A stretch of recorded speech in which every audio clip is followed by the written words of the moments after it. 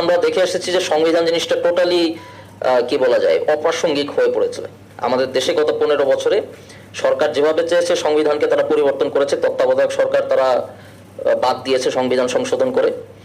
এবং আমরা বারবার যে সকল রেটরিক আমরা ফ্যাসিস্ট গভর্নমেন্টকে দিতে দেখেছি, তার মধ্যে অন্যতম একটা হচ্ছে 72-এর সংবিধান।